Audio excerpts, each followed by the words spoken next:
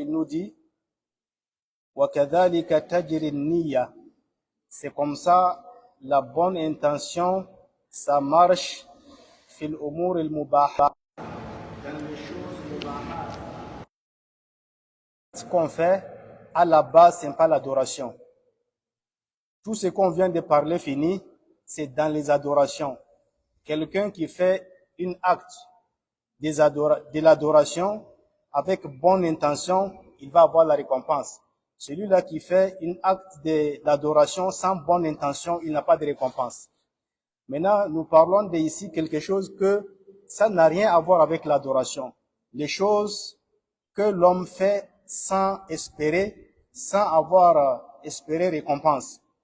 Et que si la bonne intention rentre dans les choses comme ça transforme ça en adoration.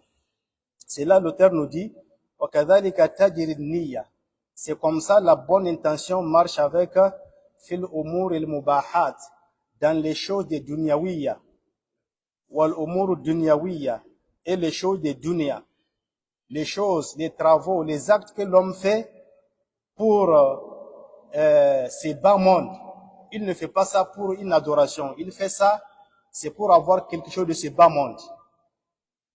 فَإِنَّ مَنْ قَصَدَ بِكَسْبِهِ وَعَمَالِهِ الدُّنْيَوِيَّةِ, celui-là qui a fait une bonne intention dans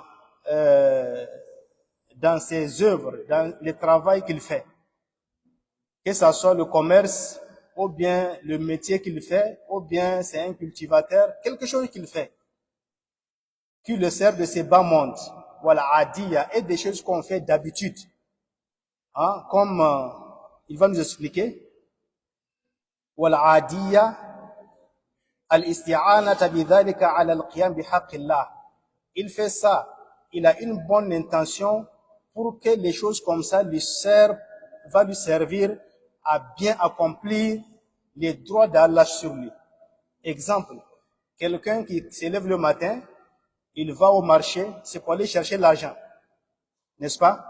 Le fait qu'il part pour chercher l'argent là, est-ce qu'il a récompensé? À la base, il n'y a pas de récompense. N'est-ce pas? Mais s'il sort avec une bonne intention, c'est pour aller chercher l'argent, pour faire quoi? Pour que cet argent-là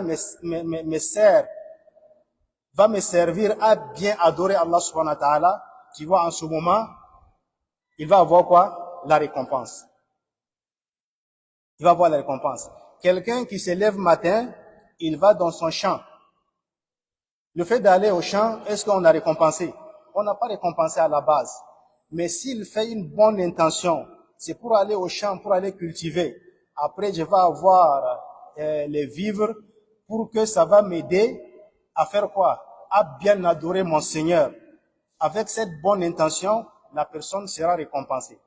Donc, voilà pourquoi l'auteur nous dit, la bonne intention, si ça accompagne avec les travaux, avec les choses que l'homme fait dans ce bas monde, sans récompense, si la bonne intention rentre dedans, ça lui donne la récompense.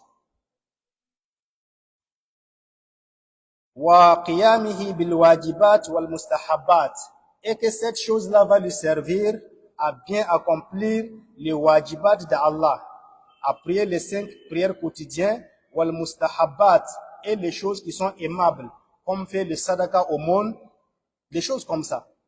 Donc, avec la bonne intention, cet commerce ou bien cet travail qu'il est en train de faire, ça lui donne la récompense.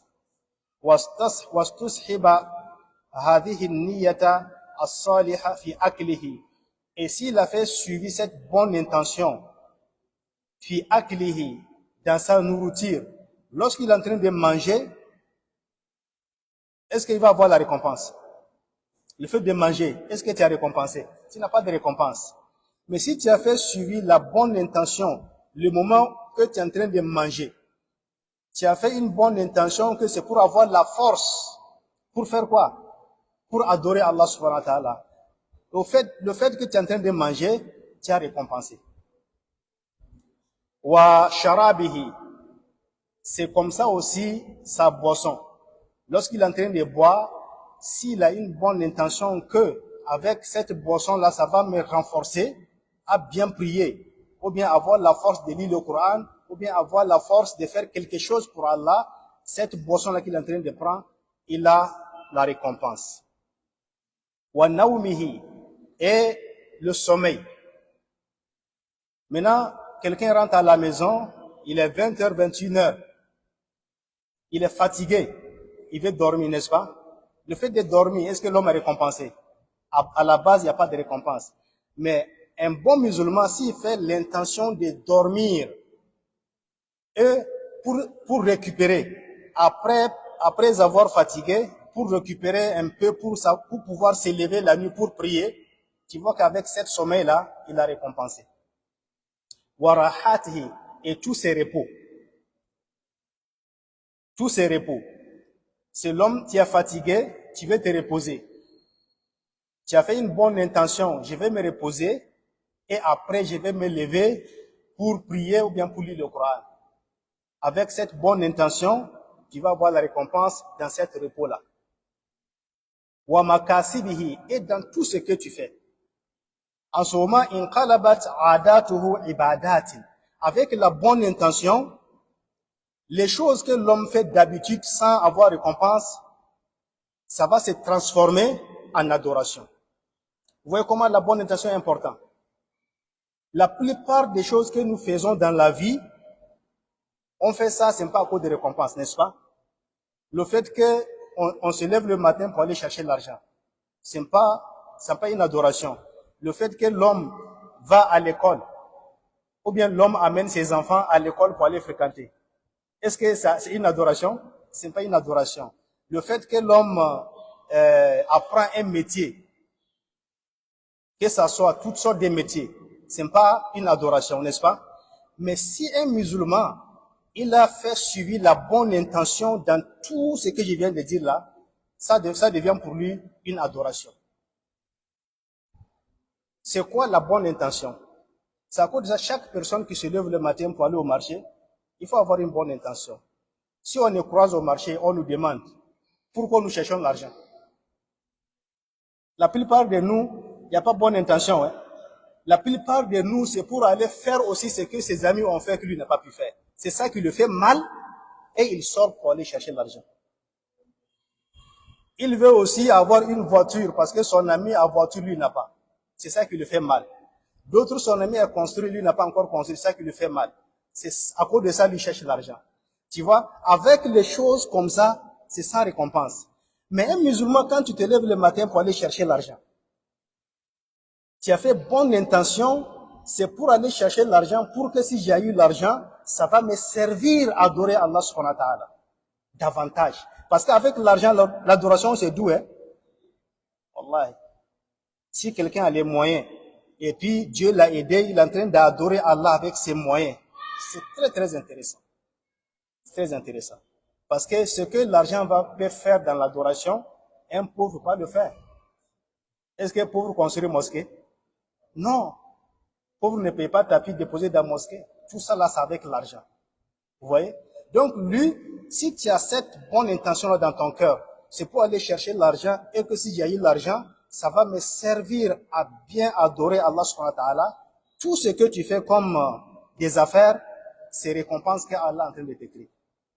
Et après tout, tu vas avoir l'argent là, ça va te servir à adorer Allah. Dans ça, tu vas acheter ta voiture. Dans ça, tu vas construire ta maison. Dans ça, tu vas faire tout ce que tu veux. En plus, tu as récompensé.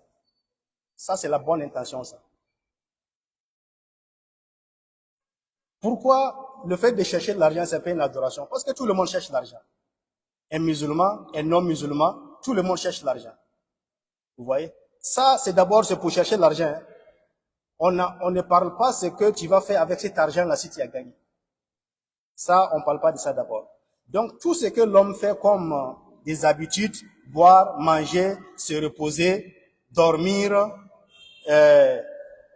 tout ça là, s'il a une bonne intention, que c'est pour avoir la force, pour adorer Allah davantage, ça devient pour lui une adoration. Contrairement à celui qui n'a pas cette intention-là. Vous voyez? Exemple, quelqu'un qui part étudier une science en Europe ou bien en Amérique, quelque part là-bas. Il est parti étudier la médecine. C'est ça, non? Lui, le fait d'aller étudier ça, est-ce qu'il a récompensé? À la base, il n'y a pas de récompense.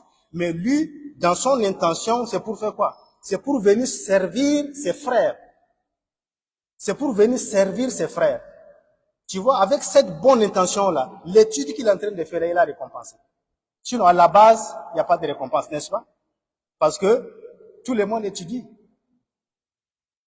Tout le monde étudie. À la base, il n'y a pas de récompense, mais avec cette bonne intention, tu vas avoir la récompense. C'est la même chose aussi comme ceux-là qui créent les entreprises. Ceux-là qui créent les entreprises.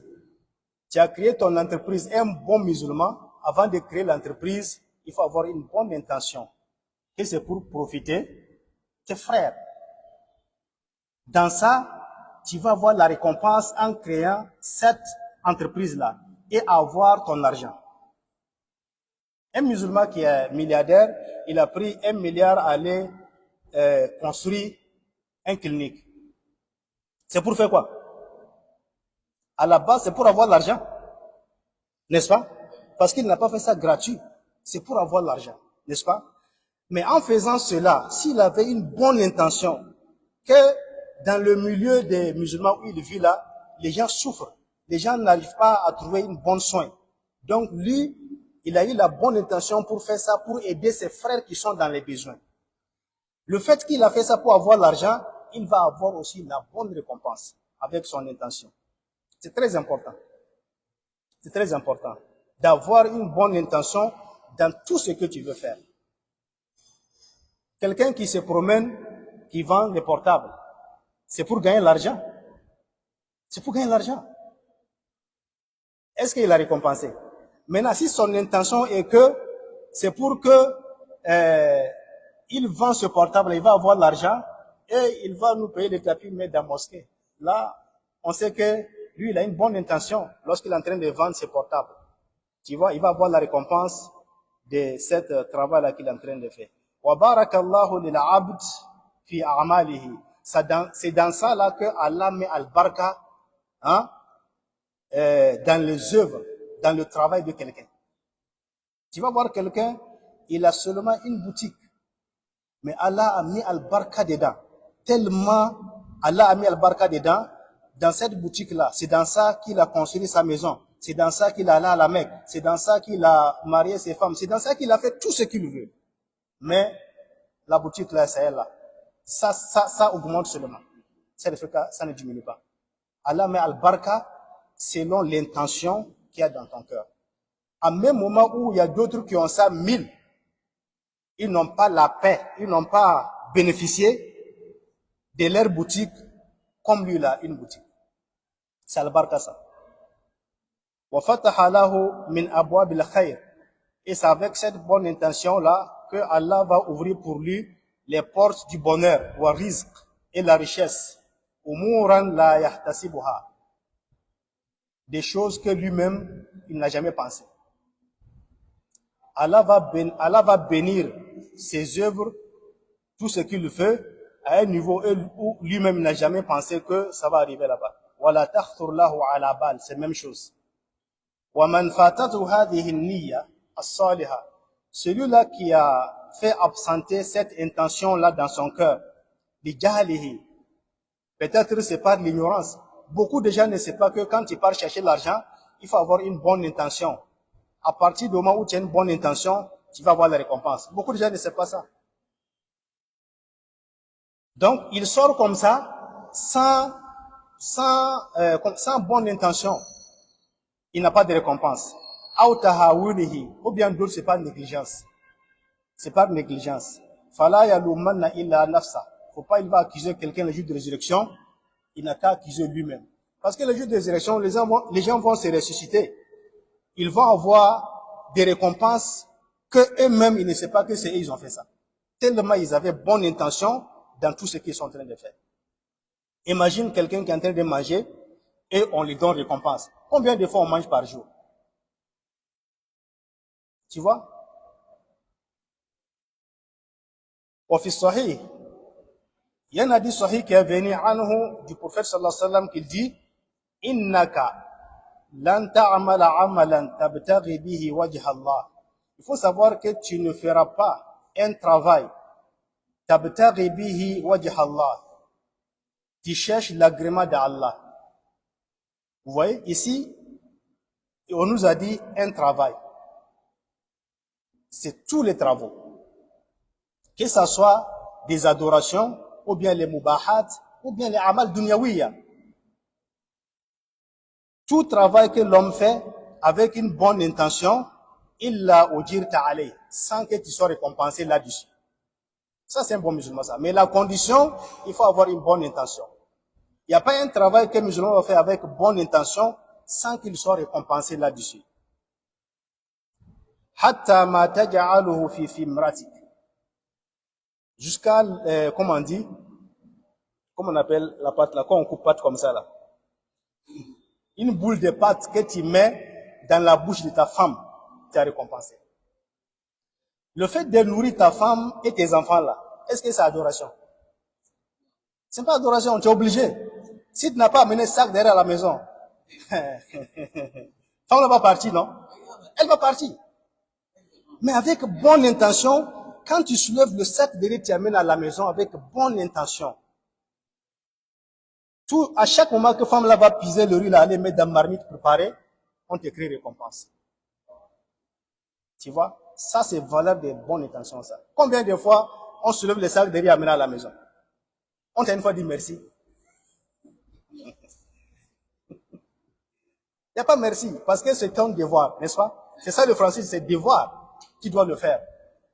Tellement Dieu, il a miséricorde, il veut de nous avec le bien. Dans toutes les choses comme ça, il te dit, malgré que c'est obligé sur toi que tu le fais, si tu le fais avec bonne intention, moi Dieu, je te donne la récompense. Vous voyez que Dieu, il nous aime avec le bien. Ouais. Fa'ulima bihadha al-hadith. C'est dans cette hadith-là qu'on a su maintenant que anna hadha al-hadith jami'ul umul khayr. Cet hadith-là, ça englobait tout le bonheur de ce bas monde et l'au-delà. Innamal a'mal bin niyat. Cet hadith-là, il a englobé tout bonheur qui se trouve dans ce bas monde et l'au-delà. Fahaqiqun bil mu'min. Tout ça là, c'est pour un croyant. Tout ça là, c'est pour un croyant. Sinon, combien de gens qui amènent les sacs derrière la maison? Est-ce qu'ils ont récompensé? Non. Mais un musulman, un croyant, si tu soulèves ton sac derrière, tu amènes à la maison avec bonne intention, à partir du moment où tu as soulevé le sac derrière là, les anges sont en train de t'écrire les bonnes récompenses. Bonnes récompenses. C'est pas le bonheur? Alladhi yuridu najata nafsihi wa naf'aha. Tout croyant qui veut faire profiter son âme et faire sauver son âme de l'enfer, il n'a qu'à pratiquer cette hadith-là.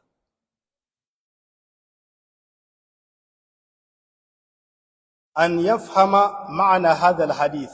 Il n'a qu'à chercher à comprendre cette hadith-là et de travailler selon cette hadith-là. Innamal a'mal bin niyat. Faut jamais faire quelque chose de ta vie sans avoir une bonne intention là-dessus. وأن يكون العمل به نصب عينيه في جميع أهواله وأوقاته. Et à chaque fois qu'il veut faire un travail, il n'a qu'à avoir cette hadith-là sur ses yeux. C'est-à-dire, il n'a qu'à marcher avec cette hadith-là. À chaque fois qu'il veut faire quelque chose, il met cette hadith-là devant lui avant de poser l'acte. Avant de poser l'acte. Wa amma al-hadith. Vous voyez que dans cette bab-là, on avait lu deux hadiths. Innama al-amal bin niyat wa innama li kulli imrin ma nawa. Le deuxième hadith c'était quoi? Man ahadatha fi amrina hadha ma laysa minhu fa huwa rad. Quiconque innove quelque chose dans notre affaire qui est la religion, ma laysa minhu, qui n'était pas dedans, fa huwa radun. On le rejette son travail. C'était le deuxième hadith qu'on a lu. Ou bien aw man amila amalan, ou bien quiconque fait une œuvre, laysa alayhi amruna, il n'y a pas notre ordre, il n'y a pas l'ordre du prophète là-dessus, fa huwa raddun, ils vont le rejeter son travail, c'est pas acceptable. C'est les deux hadiths là. Donc, depuis le 2 dars qu'on est en train de faire, c'était le premier hadith qu'on est en train d'expliquer, parce que c'est très important à faire de l'intention. Maintenant, nous sommes dans le deuxième hadith qui a « Man ahdatha fi amrina hadha, ma laysa minhu fa huwa rad » Quiconque innove quelque chose dans notre religion, dans notre affaire, ma laysa minhu, qui ne faisait pas partie dedans, fa huwa raddun. On le rejette son travail, c'est pas acceptable. Allah ne veut pas. Vous voyez que ces deux hadiths-là, comme j'ai dit la fois passée, c'est la balance que l'homme va poser ces œuvres-là dessus pour voir. Si les deux conditions-là sont remplies, il faut savoir qu'Inch'Allah, ce que tu as fait là, Allah va exaucer. Le premier, c'est l'intention, n'est-ce pas? La sincérité avec Allah. Le deuxième, c'est de faire quoi? C'est de suivre le prophète alayhi salatu wassalam. Tout ce que tu vas faire, c'est la balance. Yadullu bil mantuq wa bil mafhum. Cet hadith-là, il y a al-mantuq, l'extérieur de cet hadith. Quand on comprend le hadith, on comprend que فَإِنَّهُ يَدُلُّ عَلَى أَنَّ كُلَّ بِدْعَةٍ أُحْدِثَتْ فِي الدِّينِ. On comprend que chaque innovation qu'on a amenée dans la religion, لَيْسَ لَهَا أَصْلٌ فِي الْكِتَابِ وَالسُّنَّةِ, qui n'a pas une fondement dans le kitab ou bien dans la sunna, سواء كانت من البدع القولية, que ça soit les innovations des paroles al-kalamiyya, katahajjum, comme les gens qu'on appelle al-jahmiyya, wal-rafida, et les gens qu'on appelle les shia, les rafida aujourd'hui, wal-i'tizal, et les mu'tazila, wa ghayruha, et d'autres sectes qui sont là, ou min al-bid'i al-amaliyya, ou bien les innovations avec les œuvres des adorations, comme d'adorer Allah avec des adorations, lam shara'aha Allah wa la rasuluh. Allah et son prophète n'a pas légiféré ça. C'est ce que ça veut dire. Faire une adoration que Allah et son prophète n'a pas légiféré ça, fa inna dhalika kullahu mardudun ala ashabihi. Il faut savoir que tout ça là, ça sera rejeté sur leur personne. C'est pas acceptable. C'est pas acceptable. Exemple, quelqu'un, on donne exemple à beaucoup, quelqu'un qui a fait une adoration avec la sincérité, mais le prophète n'a pas ordonné de le faire. Tu vois qu'il va pas avoir la récompense. Ou bien quelqu'un qui a fait comme le prophète a ordonné de le faire, mais il n'a pas fait ça avec la sincérité, il n'y a pas de récompense. Ici, il faut savoir que 2 jours là, ce que nous vivons, c'est l'anniversaire du Muhammad sallallahu alayhi wa sallam. D'autres ont fait ça hier, ou bien c'est aujourd'hui même. Vous voyez que cette truc-là, les gens n'ont plus d'excuses. Même les gens qui le font aujourd'hui, ils savent que ce n'est pas une adoration. Ils savent. Parce que l'adoration, c'est ce que le prophète sallallahu alayhi wa sallam a amené ça d'Allah subhanahu wa ta'ala. Si nous prenons cet événement-là, qui est Mawlid al-Nabi, et on dépose sur la balance de ces deux hadiths-là, billah alaykum, est-ce que ça tient? Ça ne tient pas. Supposons qu'on dit que les gens-là, ils font ça à cause d'Allah. Ils font ça à cause de l'amour du prophète sallallahu alayhi wa sallam, ils font ça pour Allah. N'est-ce pas? Ils ont la bonne intention qu'ils sont en train de faire ça pour Allah. Est-ce que le prophète a ordonné de le faire? Non. Donc, il faut savoir qu'un pilier est tombé. Ou bien, maintenant, si le prophète a ordonné de le faire, on va lui demander maintenant, c'est où il nous a dit de le faire. Pourtant, l'anniversaire du prophète sallallahu alayhi wa sallam a eu lieu après 300 ans de l'islam. Après 300 ans de l'islam. 3 siècles. C'est dans le 4e siècle que cette innovation-là est arrivée. Quelque chose que le prophète n'a pas fait, il n'a pas ordonné de le faire. Les Sahaba, ils n'ont pas fait. Ils n'ont pas ordonné de le faire. Les gens qui sont venus derrière les Sahaba, ils n'ont pas fait. Tous les imams que nous, les musulmans, nous sommes en train de taper notre cœur avec eux, notre poitrine avec eux, comme Imam Malik, Imam Ahmad, Imam Hanifa, Imam Shafi, personne n'a fait cette adoration. Il ne connaît même pas ça. On quitte chez eux là-bas, les Ibn Taymiyyah, les Ibn Qayyim, les gens, les Bukhari, les musulmans, tous ceux-là qui sont venus après les 4 imams là, personne ne connaît cette pratique-là. C'est dans le 4e siècle qu'il y a un roi qui était dans comment on dit, dans le royaume Fatimiyya. On appelait Malik al-Mazfar. C'est lui qui a eu l'idée d'amener ça. Parce qu'en ce moment, il cohabitait avec les chrétiens et les juifs. Et les chrétiens et les juifs sont en train de fêter l'anniversaire de leur prophète. Le roi a dit, bon, si c'est comme ça, c'est quoi qui va nous empêcher aussi de faire l'anniversaire de notre prophète sallallahu alayhi wa sallam? Et il a mis ça, il a instauré ça. Est-ce que ça peut devenir adoration? Ça ne peut pas devenir adoration. Mais si tu vois les gens sont en train de se tirailler là-dessus, non, tous ceux-là qui ne fêtent pas Maouloud, ils n'aiment pas le prophète. Est-ce que c'est nous, on n'aime pas le prophète? Non. C'est eux qui n'aiment pas le prophète sallallahu alayhi wa sallam. Parce que le prophète n'a jamais ordonné de le faire. Et voilà les hadiths qui viennent nous prouver. Man ahadatha fi amrina hadha. Ça, c'est la parole du prophète alayhi salatu wa sallam. Quiconque innove quelque chose dans notre affaire là, qui est la région d'Allah, ma laysa minhu, qui ne faisait pas partie dedans, fahuwa radun, on le rejette. Maintenant, on va demander, ceux-là, on va les rejeter leur travail, ou bien on va accepter. On va rejeter. On va rejeter. La preuve de cette hadith. Vous voyez, c'est très simple. C'est très simple. Qu'Allah nous fait comprendre qu'il nous guide sur le droit chemin.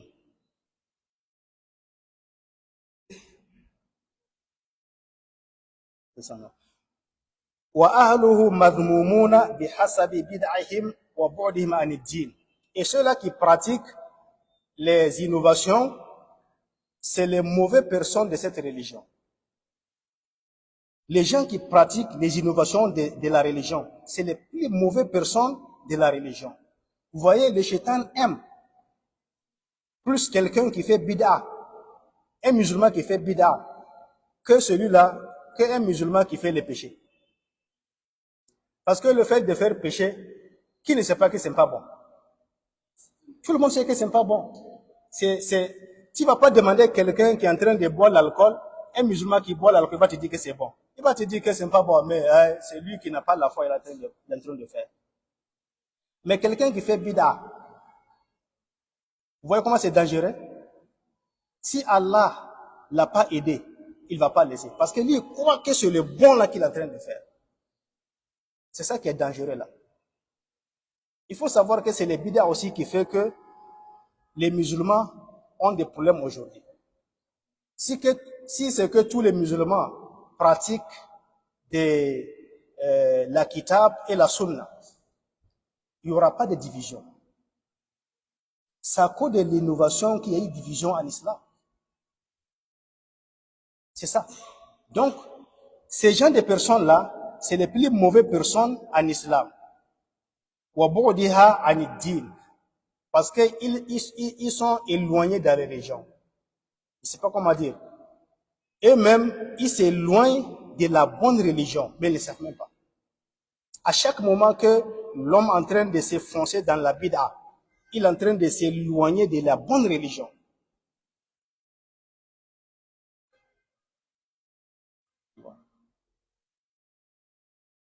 فَمَنْ أَخْبَرَ بِغَيْرِ مَا أَخْبَرَ اللَّهُ بِهِ وَرَسُولُهُ.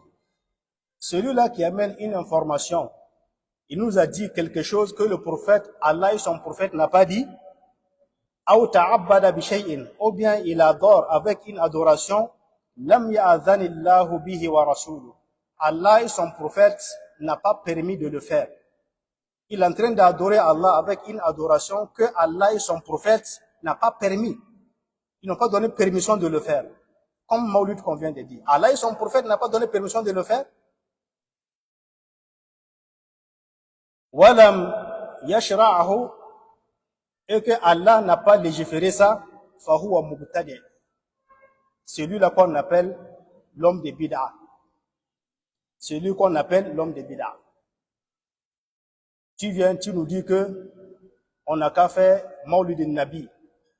Tu as donné une information que Allah et son prophète n'ont pas donnée. Tu n'as pas limité là-bas. Toi-même, tu es allé chercher la place et tu as invité les gens de venir faire. Ils sont venus faire. Tu as adoré Allah avec une adoration que Allah et son prophète n'ont pas autorisée. En ce moment, comment on va t'appeler? Mubtadi'. L'homme de bid'a. L'homme de bid'a. وَمَنْ حَرَّمَ الْمُبَاحَاتِ. Celui-là qui interdit al-mubahat, les choses que Allah nous a autorisées. Al-mubahat, c'est des choses comme je viens de le dire. Le fait de se marier, le fait de manger, le fait de porter les beaux habits, avoir une belle voiture, avoir un bon portable, tout ça là c'est des mubahat. Celui qui interdit des choses comme ça, ou ta'abbada bi ghayri shar'iyat, ou bien il adore Allah avec les adorations que Allah n'a pas légiférées, fahuwa mubtadi. Il a aussi un mubtadi. Ici, harram al-mubahat, l'auteur fait allusion avec les soufis. Les soufis qui voient que celui qui a la croyance, un croyant ne doit pas porter les bons habits. Un croyant doit être sale. Il ne doit pas manger même bon manger. C'est là tu les vois, ils sont sales parce que ils sont des croyants. Ils n'aiment pas dunya. Ils adorent Allah. Et là, avec dunya, s'ils te voient en train de porter des bons habits, on voit que toi, tu n'as pas la croyance. C'est les soufis qui ont cette croyance-là. Donc, tu vois, ils sont en train d'interdire les mubahat, les choses qu'Allah nous a permis de le faire. Si quelqu'un a l'argent, qui va l'empêcher de payer une belle voiture pour rouler, de porter des beaux habits, de manger, masha'Allah, ce qu'il veut. C'est ça. C'est ça. Ou ta'abbada bi ghayri shar'iyatillah, ou soit quelqu'un adore Allah avec des adorations que Allah n'a pas légiférées, fahuwa mubtadi, c'est quelqu'un de bid'a. Wa amma mafhum hadha al-hadith, mafhum mukhalafa. La compréhension, d'autres compréhensions de cet hadith, fa inna man amila amalan alayhi amrullah wa rasuluh. Si quelqu'un fait quelque chose, une adoration, et que c'est Allah qui l'a ordonné de le faire, et le prophète a ordonné de le faire, wa huwa ta'abbudu lillahi bil aqaid sahiha. C'est d'adorer Allah avec la bonne doctrine. Adorer Allah avec la bonne doctrine. Wal a'mal salihah, avec des bonnes œuvres, min wajibin wa mustahabbin. Les œuvres qui sont obligatoires ou les œuvres qui sont mustahab, qui sont aimables de le faire. Fa'amaluhu maqboulun. Si quelqu'un fait cela, son œuvre sera quoi? Sera acceptée par Allah subhanahu wa ta'ala. Wa sa'yuhu mashkour. Et on va le remercier. Allah va le remercier d'avoir fait cette œuvre-là. Vous comprenez? Ça c'est, la compréhension, l'autre compréhension de cet hadith. Si on nous dit que si quelqu'un fait quelque chose que Allah n'a pas autorisé de le faire, on va le rejeter. Ça veut dire que si quelqu'un fait une œuvre que Allah a autorisé de le faire, il sera quoi? On va l'accepter. ويستدل بهذا الحديث, on fait preuve de cet hadith aussi, على أن كل عبادة, que chaque adoration fu'ilat ala wajhin munhi, on a fait chaque chose qu'on a fait et que la chose est interdite, fa innaha fasida, la chose est détruite, c'est-à-dire la chose n'est pas valable. La chose n'est pas valable, comme Maulid qu'on vient de dire là. Ça veut dire que c'est interdit. C'est interdit de le faire parce que Allah n'a pas légiféré, le prophète n'a pas dit de le faire. Donc tout celui qui fait ça, il faut savoir qu'à la base même, c'est faux. Il n'y a pas de récompense. فَإِنَّهَا فَاسِدَةٌ لِأَنَّهُ لَيْسَ عَلَيْهَا أَمْرُ الشَّارِعِ. Parce que le législateur, c'est ça non? Qui est Dieu, il n'a pas légiféré ça. وَأَنَّ النَّهْيَ يَقْتَدِي الْفَسَادِ. Tout ce que Allah interdit, ça veut dire que c'est pas bon. وَكُلُّ مُعَامَلَةٍ نَهَى الشَّارِعَ عَنْهَا. Et chaque affaire, mu'amala, c'est les affaires. Toutes les affaires que Allah interdit ça, fa innaha laghiya. C'est l'aria, c'est des futilités. Là où tu as de biha, ça ne compte pas. Ça ne compte pas. Exemple, quelqu'un qui vend l'alcool. Tu vois, c'est les affaires, n'est-ce pas? Quelqu'un qui vend cigarettes. C'est pas commerce.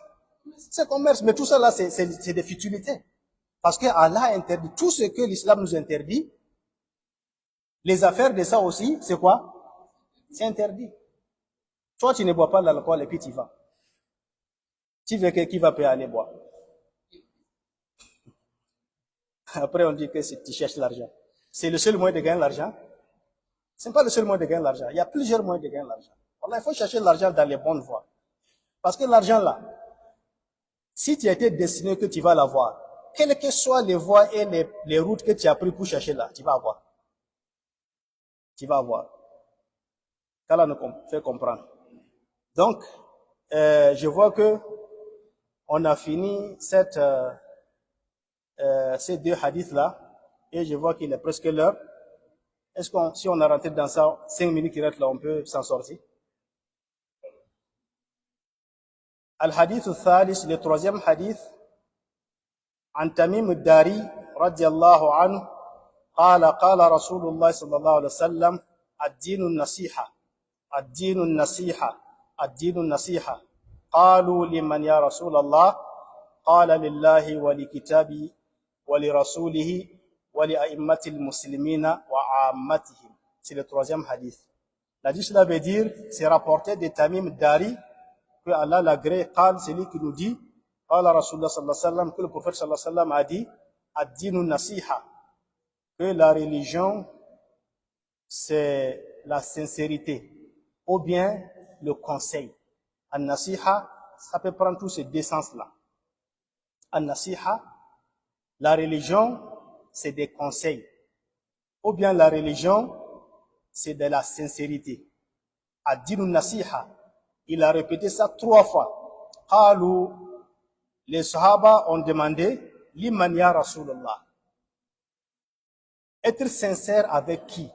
Ou bien conseiller qui? Vous voyez? Qal, le prophète sallallahu alayhi wa sallam, lillah.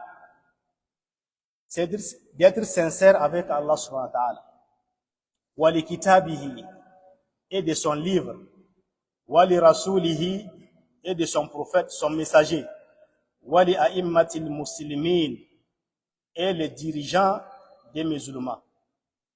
Wa ammatihim, et la umma de l'islam. Les dirigeants des musulmans, c'est des imams. C'est des imams. Wa ammatihim, c'est l'ensemble des musulmans. Vous voyez cet hadith, c'est le troisième hadith de cet livre.